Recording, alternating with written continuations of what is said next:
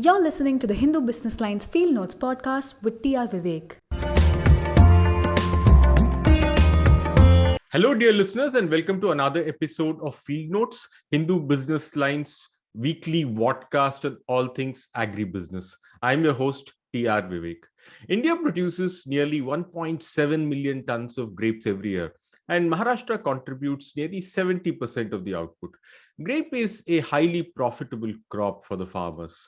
Of the 1.7 million tons, only a tiny fraction goes into winemaking, and wine grapes offer even better returns to the farmers. It is estimated that grape farmers make anywhere between 40 to 80 rupees for every liter of wine consumed. In comparison, barley and wheat farmers earn just 12 rupees for a liter of beer, and sugarcane farmers just 4 rupees for a liter of molasses-based hard liquor. To increase the income of grape farmers, the Maharashtra government last week allowed supermarkets with an area of more than 1,000 square feet to sell wine. देखिए, ये किसानों के हित का निर्णय है. Wine ये कोई लिकर नहीं है. पहली बात, किसान जो होता है वो चाहे क्या बोलते हैं उसको, ग्रेप्स और भी फलों का उत्पादन करता है, उनसे वाइन बनता है. अगर वाइन का उत्पादन बढ़ेगा तो किसानों के ये जो फल है उसको भी रेट अच्छा दाम मिलेगा. तो यही ध्यान में रखकर महाराष्ट्र सरकार ने ये सब कुछ किया है. Winemakers are obviously cheering, and the move seems to have support from the farmers too. But the opposition in Maharashtra, the BJP, says that this would abet alcoholism. Is there indeed a big social cost that the government is overlooking in order to help the farmers? And does it indeed help the farmers or merely the big winemakers? To discuss all that, we are joined today by Jagdish Holkar, the president of All India Wine Producers Association, the apex body of wineries in India. Jagdish owns the Nashik-based Flamingo Wines and is an industry veteran. Hello and welcome to Field Notes, Jagdish. Hello. Yes, thanks. Jagdish, have winemakers like you started celebrating with champagne with the government's decision? Yes, of course. Because this is a good decision looking to the marketing aspect of it. And we are very happy that the government has taken a step that which will get support to the marketing. And ultimately, we can produce the wine as much as we can. We have plenty of grapes and fruits out of which we can able to make a good wine, which will be at par with the foreign wines, the known brands. But the main hurdle was we were not supported in marketing. Now this will open up the door for marketing by this type of decision. So wine will get sold in the superstore, and definitely so which will get easily available to the end consumer. So that's a good news. Right. See, obviously this is very good news for you and wine lovers in Maharashtra, of course. But how does it benefit the farmers? Of course, because its backward linkage goes to the farmer. So that is mainly the grapes, yes, and fruits as well. So the grape farmers will get benefited out of it, because if we could look at the economics of the grape producing farmer for wine, so they are allowed to take the yield of 6 to 8 tons per acre. And we offer the rate per kg is in between, that lies in between 45 to 75 rupees per kg. So if we could consider the average rate of 50 rupees per kg, so it would be more than 3 lakh rupees, 3.5 lakh rupees per acre. So the farmers are getting more than 2.5 to 3 lakh rupees per acre. So that is good amount of money, and which is considered as a assured source of income to the farmer, because it's a direct relation in between farmer and the wine producing company. So there is nothing to do with the market fluctuation. So he will be more assured out of his sales, marketing, and all those things, and assured source of income. If the cost of production for 1 kg of grapes is, let's say, 10 rupees per kg, and if he is getting 50 rupees out of it, so 40 rupees per kg is an assured income which farmers are getting. So definitely if the sales goes up, definitely it will be expansion towards the agriculture. It will be the expansion towards grape producing farmers and fruit producers as well. Now, India is a country which produces a lot of table grapes. More than 90-95% of the entire volume of the grape production goes towards the table grapes, and out of a few grapes, we are making dried grapes, that is raisins. And the third area in our country is the wine. And again, the grapes, the ultimate application of the grapes, again, that could be considered for making fresh fruit juice out of it. And some grapes in European countries, they are also produced for spirit as well. In Cognac region, the varieties like Chenin Blanc and Colombard, they are mainly going for making spirit out of it, grape spirit, and they are making cognac out of it. So in our country, the story is little different. But yes, it has to divide into portfolios of grapes, divided into different areas which need to be explored, and we have a lot of potential to be for wine business to grow in our country. And so if you could look at the entire scenario of the world, the worldwide, if you take an example of France, Italy, Spain, Portugal, Australia, US, these are the main wine producing countries. I can tell you in Italy, which is a very smaller than Maharashtra, population-wise, area-wise even. And the grape cultivation for wine business, the entire grapes get crushed for wine, and the area is 17 lakh, 1.7 million acres only in Italy. So we are producing only 400,000 acres in our country, the entire country. So, and more than 95% of the grapes are got crushed for wine. The story is completely reverse here.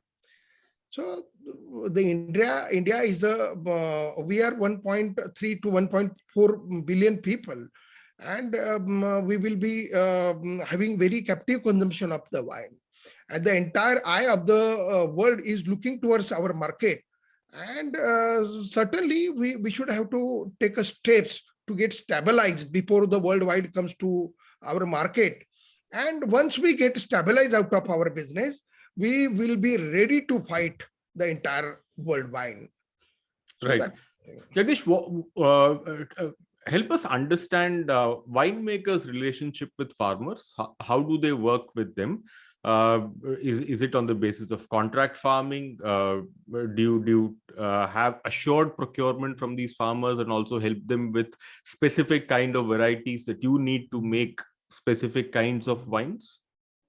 Yes. Many companies, they do have a contract with so many farmers, and as per their requirement, varietal requirement, they get it into contract with the farmers for a certain kind of varietals. Mainly the wine are basically a white wine and red wine. So there are so many varietals in white wine, so many varietals in red wine. Like we have in white wine, we have Chenin Blanc, Sauvignon Blanc, Viognier, and Muscat, Chardonnay. We have in red, we have a Shiraz, Cabernet Sauvignon. We have a Zinfandel. Like this, so many kind of varietals are there. So we are now trying to bring in this country, in our country, so many varietals of the country, noble wine varietals, which is acknowledged by the world, and famous classic varieties. We are trying to import the plants and are trying to adopt these in our soil, and we will be able to then make a good wine out of it. And many trials are going on. It's a part of viticultural research and development. So we are trying to do so many things out of it.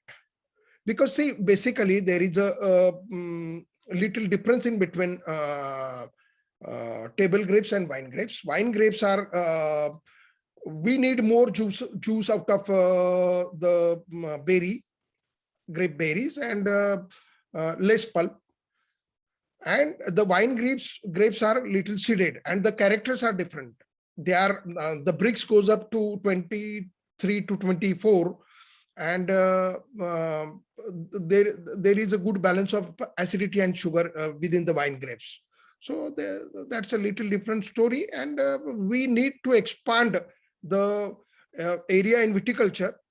So we have now quite familiar with the viticultural practices, looking towards the winemaking, and yes, the story. How do you expand the area of viticulture right now? If I'm not wrong, most of the wine grape production is concentrated in the Nashik-Pune region.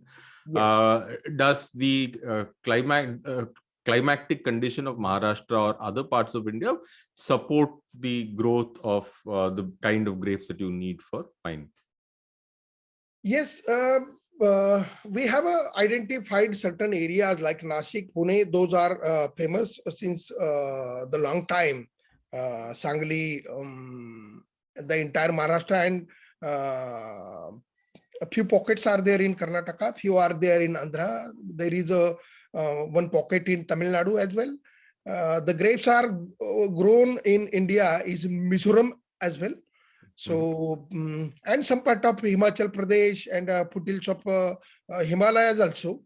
So, yes, we are very keen on it, and we are trying to identify the terroir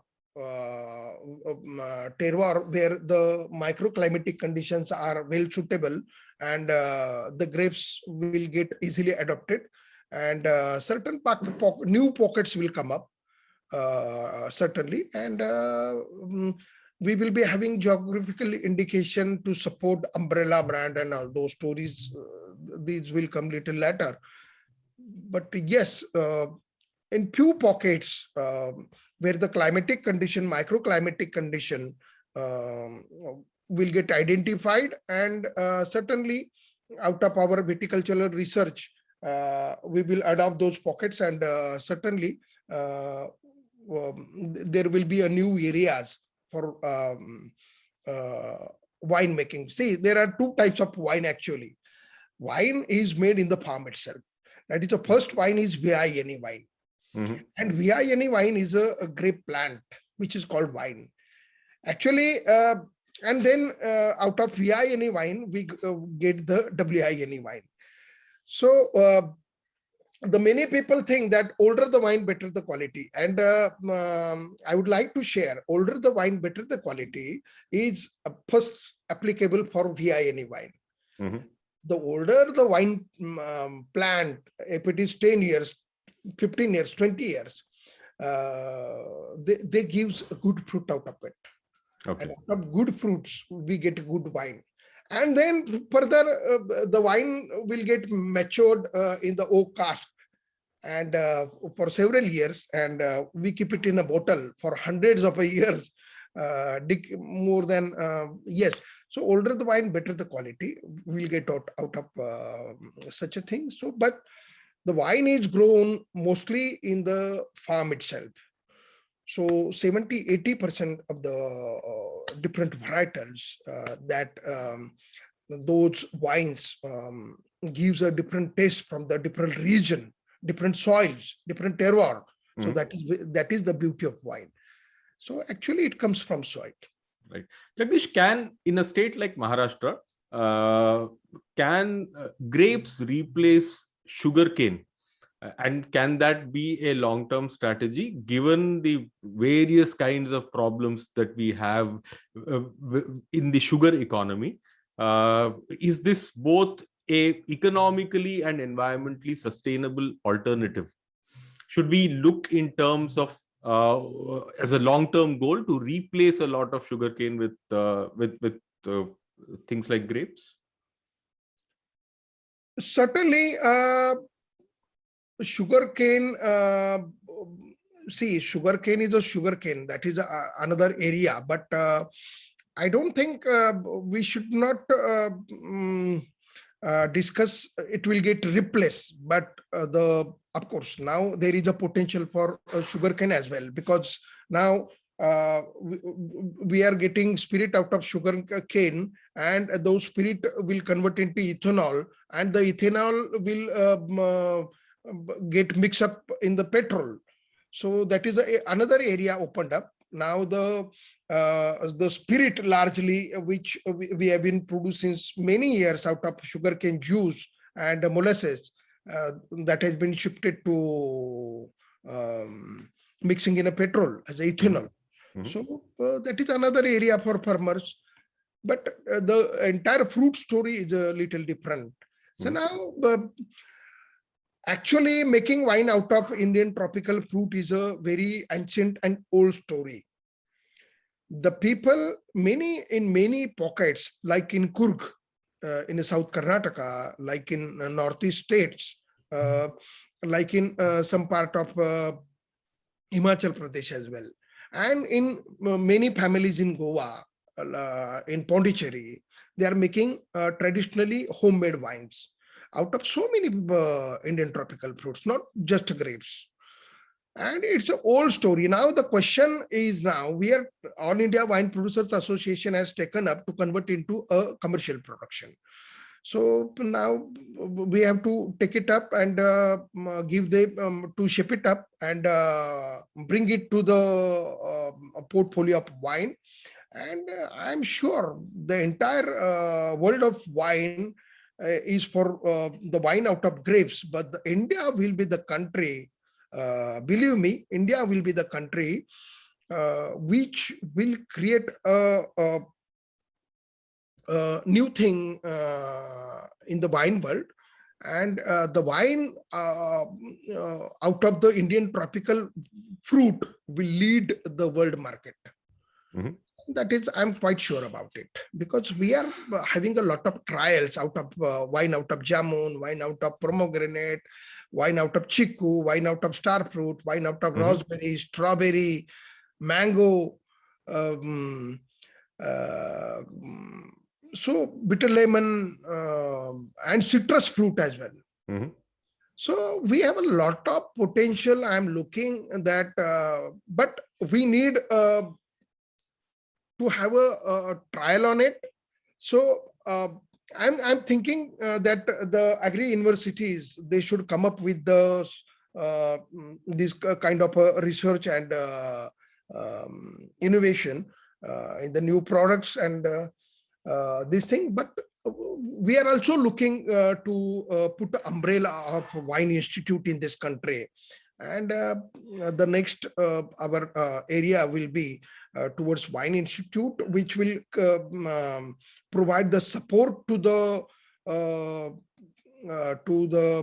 wine manufacturing and viticultural research, marketing research establishment. That will everything will fall under. Right. Jagdish, this decision of the Maharashtra government, how much does it increase the footprint of shops available for wine sellers? Right now, it's those shops, because Maharashtra government is it is nothing like the wine which will get sold in the grocery shop. Right. That's a fake narrative, and which has been spread in the society, and which is not correct.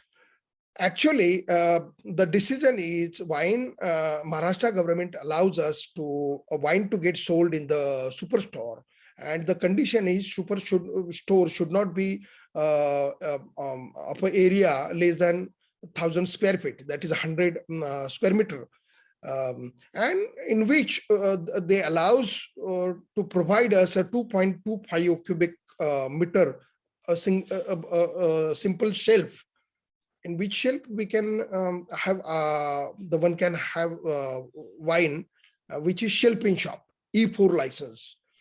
So the now the superstore above 1,000 square meters, they are limited in numbers, and actually see, wine is not a taboo, but the people are the people are gossiping and discussing about the wine as a liquor, and wine is not a liquor. It's a wine doesn't have taboo in the society worldwide. The people, European people, looking towards wine as a part of their daily meal. So a glass of a wine for female is a moderate consumption they consider, and 2 glass for male is a moderate consumption as they consider as a part of their daily meal. So of course, alcohol content is there within a wine, that is 12 to 14%. But that alcohol, but one should not look only towards the alcohol. Alcohol is all-time harmful, that is correct. But the wine, which is supported by 650 ingredients within it, within the wine juice, within the grape juice, within the fruit juice, and it creates a lot of values, because so many compounds like the within the glass of wine, within the grape juice, fruit juice, it is considered as an antioxidant. A lot of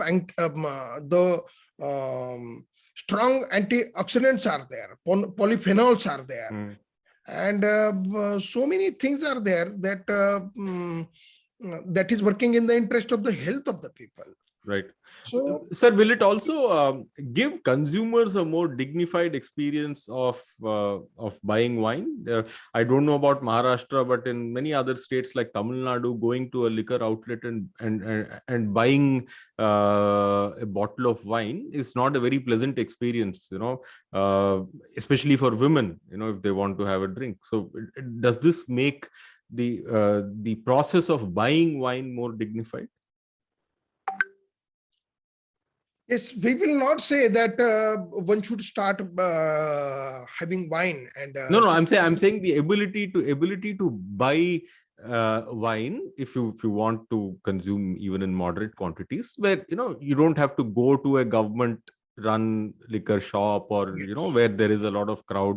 When the access is greater, you can probably pick up a bottle quietly and go home. Yes, so we are looking to project a model like a super wine should get sold in the superstore. The women can go for groceries, their groceries, and other kind of a thing, and they can easily purchase the bottle of wine. And the second area we are also trying to promote and push it up, that is online purchase. So government should think, because everything we are getting online. And yes, there is a accountability in online purchase. Who is going to purchase, from where you are getting your wine bottle, where it is delivered, through whom it is delivered. So there is a track. So we should not afraid of manipulation or malpractices out of it. So it's a very accountable and simple thing. So every government should promote it. And if it is online purchase, so home delivery, so that is the best model. You mentioned that wine has about 12 to 14% alcohol, but it is still alcohol. If the government wanted to further the interest of grape farmers or give grape farmers a boost, I'm sure there could have been other ways found to help in terms of marketing of the fruit itself, rather than incentivizing or proliferating wine, through the corner stores. I mean, there is some merit. I mean, there is a social cost attached to it. Because of a social cause, for social cause, if we restrict only on a social cause, that is different story. But see, ultimately, at the end of the day, the farmer will get the value addition out of the processing. Right. And only processing is a area which helps the farmers. And in developed countries, I'm always talking about it. In developed countries, there is a huge diversification in agriculture, and the numbers are less than 10%. The people engaged in farming. And out of this, these 10%, less than 10% population, what they produce out of the entire agriculture produce, it goes 70-80%, it goes to the processing. But in our country, many people, they are dependent on agriculture, and we proudly say it's more than 60% people, they are dependent on agriculture. I think that is we should not feel proud, because it breaks into divide into a lot of agriculture. The size of the farms got shortened because of these. So we don't have a scale farming right now in our country. We don't think even. Then we remain only 4 to 5% in agro processing just now in our country. So if we could target to reach to at least 20%, 25%, the entire agriculture production, which will get towards processing, and the farmers will get value addition out of it, and I'm sure they will get benefited out of it. So government has to think how we can support processing, the entire agri-processing. I mean, not only I'm talking now in the larger interest. So, but if we could look at the entire world story out of fruit processing, the many of the fruit got processed for making jelly, jams, fruit juices, and so many things. But wine is at the apex. Wine is at the apex. And the entire wine world is consuming a lot of wine. They appreciate it. And I can tell you, out of the total fruits grown in the world, 52% is only grapes. Out of total fruits, the grapes occupied 52% of the area of the fruit got produced over the world. And 95% of those grapes will crush for wines. Has been crushed for wines. And so wine is appreciating every corner of the world, not every corner, mostly in European countries, American countries, Australia, New Zealand, few pockets are there in the African continent, but wine is lacking in Asia. And Asia is the biggest continent, and we have a huge potential to grow. Are you working with other state governments also to push them to introduce a more liberal regime for wine? Yes. As in Maharashtra?